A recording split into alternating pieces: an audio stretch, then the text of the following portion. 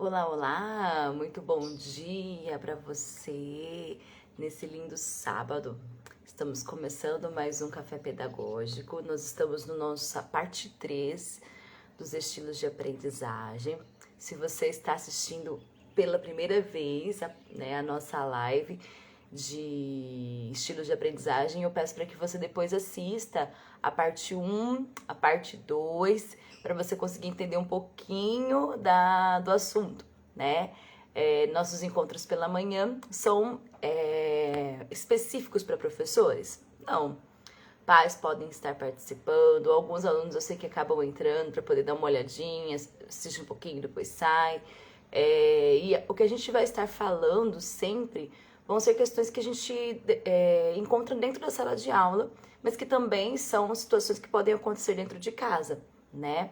Então, hoje, nossa live, que eu tenho o tema de estilos de aprendizagem parte 3, é porque, né, teve a parte 1 e a parte 2. Então, eu convido você para depois assistir os outros dias, tudo bem? E aí, gente, quando a gente entra no assunto de aprendizagem, falar sobre estilos de aprendizagem, a gente acaba escolhendo, né, algumas pessoas que estudaram sobre isso e criaram nomenclaturas para poder definir. E aqui eu estou me baseando é a do Felder, tá? Então, nas lives passadas nós falamos sobre as dimensões de aprendizagem. Então tem a dimensão da percepção, a recepção, o processamento, a compreensão. Nós falamos também, né, nas lives anteriores sobre os estilos propriamente dito, então sensorial, intuitivo, visual, verbal, ativo, reflexivo, sequencial, social.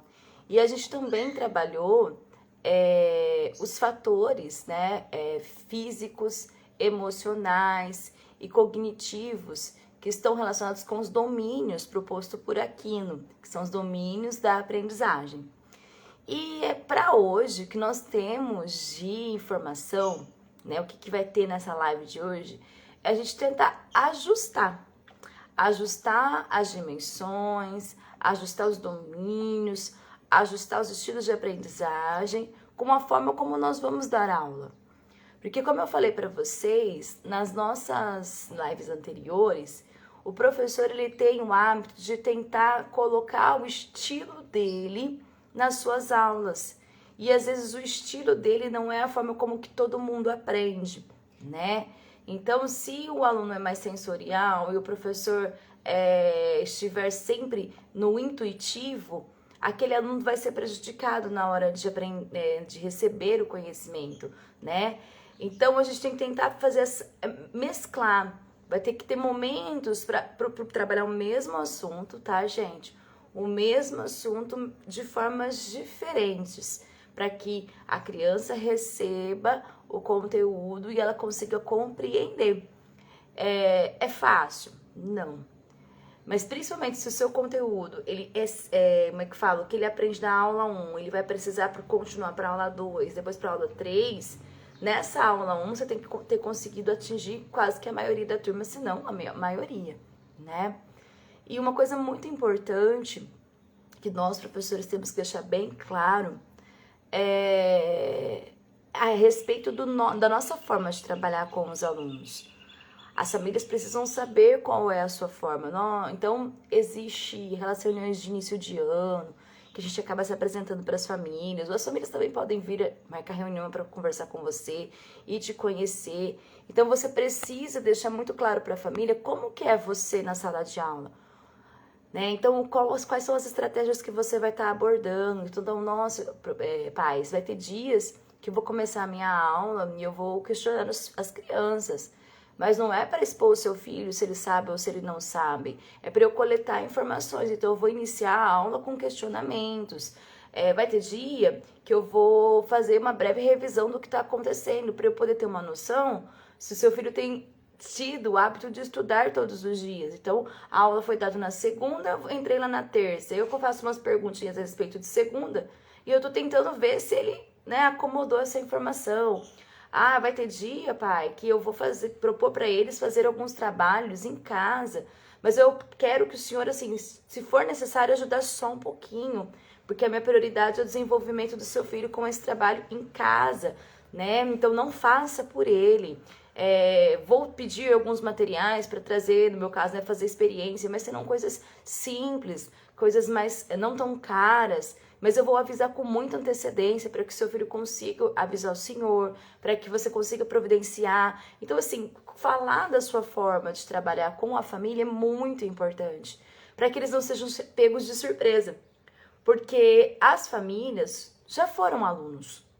E talvez quando eles eram alunos, a forma de ensinar era muito diferente, talvez não, né? Era muito diferente. Então a gente precisa colocar isso para a família, que a gente está trabalhando vários estilos de aprendizagem, que a gente está trabalhando de diversas maneiras e que o arroz com feijão não dá mais. A gente tem que colocar o temperinho, tem que colocar a farofa, tem que incrementar a aula. Porque a gente agora entende, nós professores, nós entendemos que não existe uma única forma de ensinar.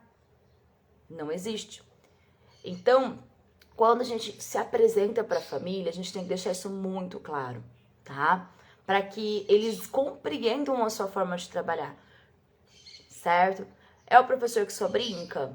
Não, é o professor que também dá conteúdo. É o professor que inventa? Não, é o professor que está explicando de um jeito diferente.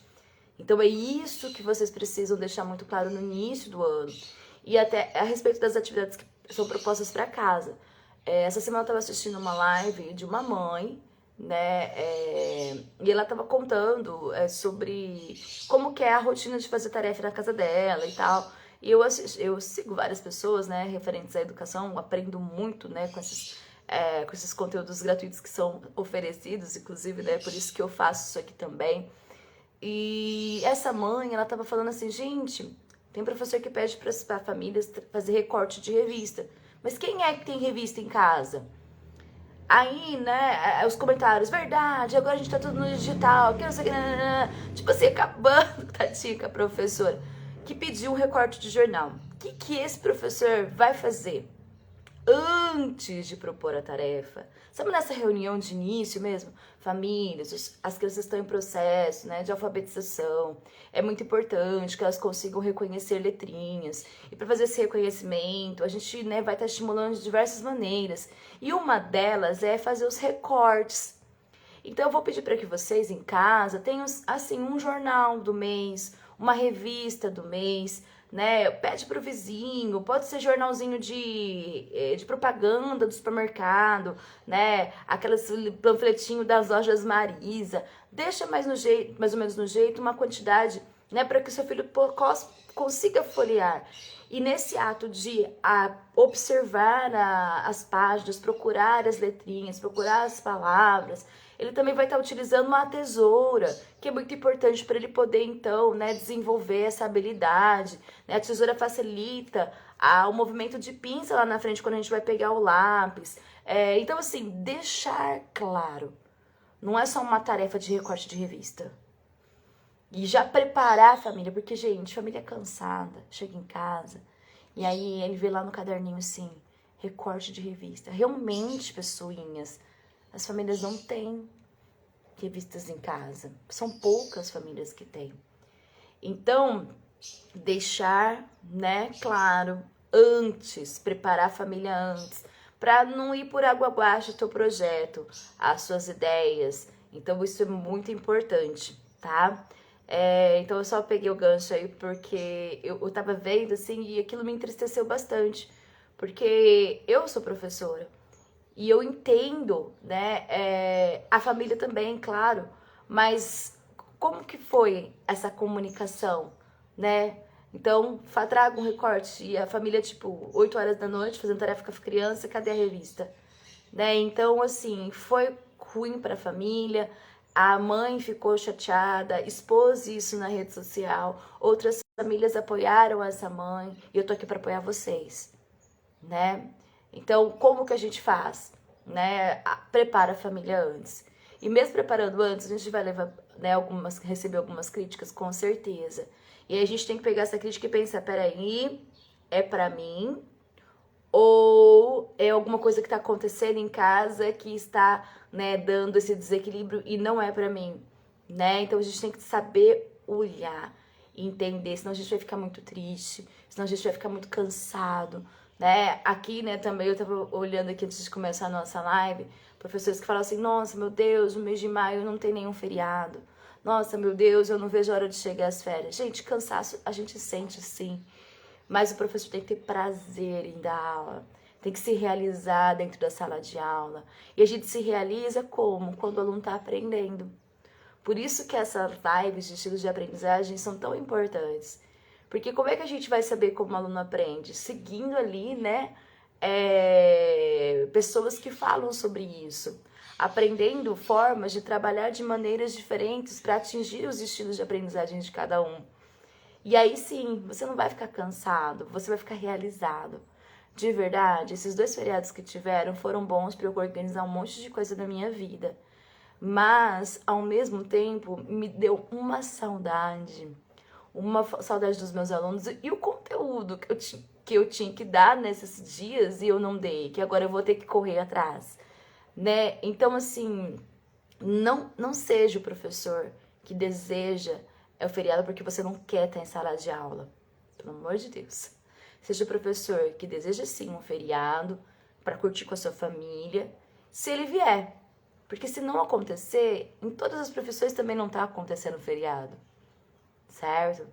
Então a gente tem que todos os dias acordar descansados, né? E felizes. Nós temos trabalho e a nossa missão é linda. Então vamos lá, minha gente. Quando a gente tem uma criança que ela aprende na dimensão, né, da percepção, vamos por partes. Se a gente está na dimensão da percepção, que é aquele momento que, poxa, a aula vai começar, né, o assunto vai começar. A gente falou que tem o estilo sensorial e o estilo intuitivo, certo? Você, professor, nesse momento da dimensão da percepção, você vai estar, né, colocando o conteúdo para o aluno. Só que você vai tentar, nesse momento, utilizar o concreto e o abstrato, os dois. Então, se tiver coisas para manipular, né, para poder trazer receber essa informação, né, perceber essa informação, dá um jeito de colocar em prática, né? Se é a forma abstrata, né, só você falando também, tá? Aí começou a aula, né, com o concreto, o abstrato acontecendo ali. A criança então vai começar a receber essa informação. Nessa recepção, tem aquele que é visual e aquele que é verbal. Então, na hora que você está dando a sua aula, você vai, então, expor imagens, fazer desenhos na lousa, disponibilizar material para eles poderem segurar e também visualizar. E enquanto eles estão visualizando aquele material, visualizando a sua lousa, você vai estar falando. Então, aquele que recebe de forma visual já tem aquilo para ele. E aquele que recebe de forma verbal também. Porque assim, que a gente tem que tomar muito cuidado. Cheguei na aula, vou falar, vou colocar lá só aula 1, página tal, e começa a falar. O verbal tá te captando, tá recebendo a informação. A apresentação tá acontecendo do professor, a aula tá sendo exposta. Mas e o visual? Tá vendo os borboletas, certo? Tá olhando pra você só. Então, se você tiver como, né, sempre fazer, né, algumas palavrinhas-chave na lousa, fazer esquemas na lousa, trazer imagens, propor, né, um movimento corporal, vamos pensar com os alunos, para que todos eles, né, consigam assimilar a informação, faça, tá? Aí, então, aconteceu a percepção, aconteceu a recepção, agora a gente vai para a dimensão do processamento. Beleza, processar essa informação. Gente, isso aqui é o computador, né, gente? Muita coisa tem aqui. E nesse momento do aprendizado tem muita coisa também de fora, né? A gente já até falou isso em algumas lives. E a gente tem que tentar fazer esse processador aqui, juntar só as informações que são importantes para aquele momento, certo? E aí, então, nesse processamento, tem a galerinha que é ativa, que consegue aprender fazendo, tá? E tem aquele que é mais reflexivo, de forma passiva, observando, e consegue aprender. Então, para acontecer esse processamento, você vai precisar, então, abordar as duas formas de aprender, os dois estilos de aprendizagem, para você, então, ter, então, dois estilos de ensino. Nessa ideia do processamento, é muito importante a participação do aluno, tá? Participação do aluno. Não é você que vai estar falando o tempo todo, participação. E aí, então, os alunos que têm o processamento ativo, eles vão liderar grupos, né? Eles vão querer, você vai perguntar, ele vai responder de forma tranquila para você, vai e volta, né? Aquela fluência de perguntas e respostas. Mas é aquele que tem um reflexivo, ele precisa de um tempo. Que é aquele momento que você vai pedir para eles fazerem uma atividade no caderno.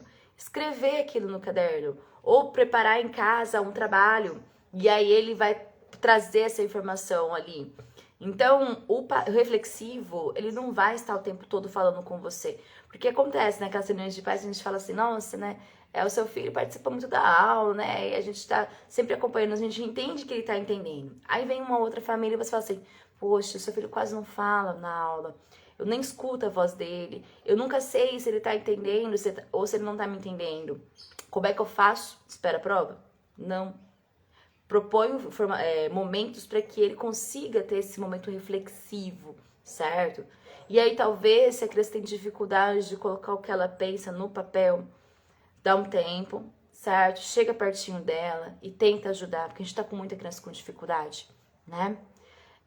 E aí, nesse momento, a gente vai propondo as atividades e vai fazendo esse processamento com a participação do aluno. Então, o ativo e o passivo, né? O reflexivo, desculpa.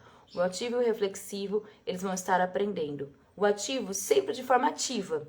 O reflexivo é uma forma mais passiva. Mas a gente tem que tentar moldar as nossas informações, as nossas práticas para que as crianças consigam participar da aula. E aí, então, foi dimensão percepção, recepção, processamento. E agora a gente vai para o da compreensão. Dentro da compreensão, a gente tem dois estilos, o sequencial e o global. E aí, gente, mais uma vez, quando o professor estiver expondo o seu conteúdo, ele tem que pensar que tem aquele que precisa das etapas. E tem aquele que precisa ver o todo, certo?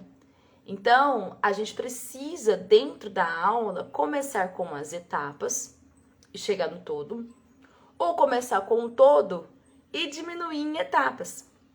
Porque nesse momento, ele vai estar entendendo o que entende sequencial, você vai fazer a forma sequencial. O que entende de forma global, você vai estar fazendo global, mas na mesma explicação. Então, ele vai compreender. Então, às vezes, a gente começa a nossa aula, nossa primeira aula, e a gente não consegue terminar o todo. Aquele que é sequencial, ele conseguiu captar. Mas o global, não. Ele vai esperar o dia de amanhã, a próxima aula sua, para ele conseguir ver o todo. Por isso que é importante, quando você for retomar o conteúdo que você não conseguiu terminar na aula anterior, você retomar mesmo, não continuar de onde parou. Então, eu parei nas 6, amanhã eu vou continuar às 7. O que é sequencial tá te acompanhando. O que é global, não. Ele já não pegou o começo.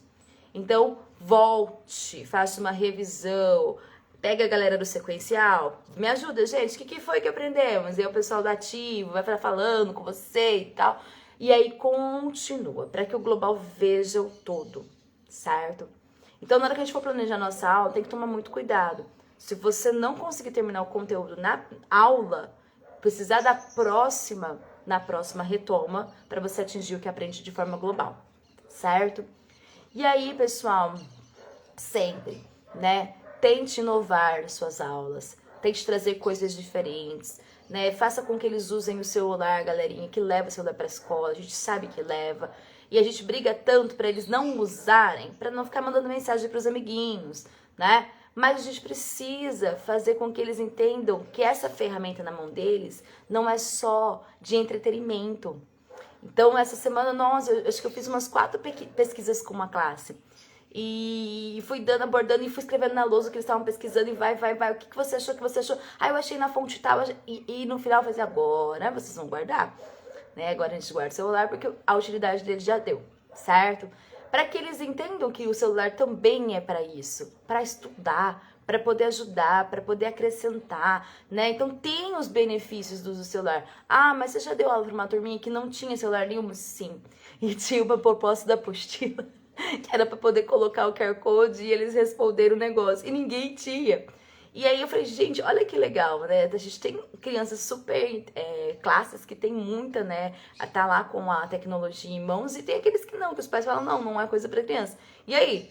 Bom, gente, e aí o professor, ou ele coloca no telão, né? Dá um jeito, ou ele pega o próprio celular dele, põe o QR Code lá e fala as perguntas e vamos fazer a atividade, porque também, né? Os materiais, eles vêm com essas propostas para também mudar a nossa prática, dar uma dinamizada e colocar um pouquinho do que eles vivem no virtual dentro da sala de aula. Mas não precisa esperar o material dizer, né, gente? A gente pode fazer. Então, meus queridos professores, entendam que a gente não pode apresentar a nossa aula do nosso jeito que a gente aprende. Tem que tentar fazer de várias maneiras para poder atingir todo mundo, certo? Estilos de aprendizagem, cada um tem o seu, tem gente que tem mais de um, certo? Sempre deixe muito claro para as famílias que você é um professor que vai estar sempre buscando a melhor forma de ensinar para os seus alunos, que você se capacitou, você é o professor, você fez uma faculdade, provavelmente você pode ter feito uma pós, você está sempre antenado nas redes sociais sobre esse assunto, você é o responsável ali naquela sala. Tudo que você estiver fazendo, você não fez da noite pro dia, tive uma ideia e agora eu vou aplicar. Você pensou, né? E essa ideia, ela tem a ver com a sua aula. Então deixe isso muito claro para você não ter problemas com famílias, nem com a escola, certo? Nem com os seus alunos. A sua forma de trabalhar, certo? Os pais, eles não fizeram curso para ser pais, certo? Não existe uma faculdade para pais, não existe, certo? E eles estão com aquelas ideias que de quando eles aprenderam. Então a gente precisa se colocar no lugar deles e entender que quando eles vierem questionar, não é que eles estão falando que você não sabe, né? Mas é porque eles não entendem. Então por isso que a gente tem que se, né, colocar no lugar dele e falar: oi, pai, eu sou professor do seu filho, sou professor do seu filho. Né? Eu estudei, né? Pode falar suas formações para eles na sua apresentação, falar sua forma de trabalhar com os alunos e se deixar assim muito à disposição. Se houver algum problema, fiquem tranquilos, vocês podem entrar em contato comigo, que eu vou estar explicando o porquê dessa atividade que eu fiz com seus filhos, porque eu propus essa atividade, certo? Então vocês têm a formação e vocês têm que mostrar, né, essa formação para essas famílias com trabalho, né, com a sua clareza, para que eles entendam que você está buscando o melhor para o filho deles, certo? Gente, estou encerrando a nossa live de estilos de aprendizagem e eu queria deixar mais uma vez... Nossa, agora os doguinhos decidiram fazer. Deixar mais uma vez a minha gratidão para vocês por estarem participando, a galerinha que assistiu depois e comenta os vídeos. Tem sido muito bom as nossas manhãs e a gente tem essa missão, a missão de transformar, porque o aprendizado transforma. Um grande beijo, até mais. Tchau, tchau.